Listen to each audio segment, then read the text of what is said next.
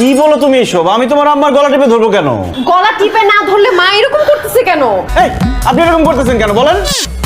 তোর জামাই ওই মহিলার সাথে পরকিয়া করছে। আম্মা কি বলতেছেন আপনি এসব?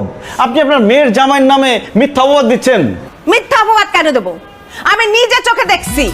ওই ঘর থেকে হাসতে হাসতে বেরিয়ে এসে না মুখে এরকম আদর করে দিয়েছে, জানিস? আমি নিজে চোখে দেখেছি। আমি যদি মিথ্যা কথা বলি আমার চোখ নষ্ট হয়ে যাবে। আন্টি এনাফ ইজ এনাফ, অনেক বলছেন। আপনি মুরব্বী মানুষ, আপনার মুখে এরকম বাজে কথা শোভা পায় না।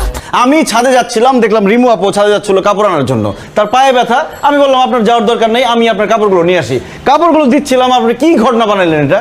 ওরে বাবা রে বাবা, মানুষের জন্য তোমার এত দরদ। আমরা মা মেয়ে কাজ করি, কই কখনো তো আমাদের সঙ্গে তুমি কাজ করো না, আর মানুষের জন্য তোমার দরদ উতলায় পড়ে। কোন কাজটা না করি বাসার? আর আমি যেটা করতে যাই সেটাই তো দোষ। কাজ করলেও দোষ, না করলেও দোষ, এই জন্য কাজ করি না।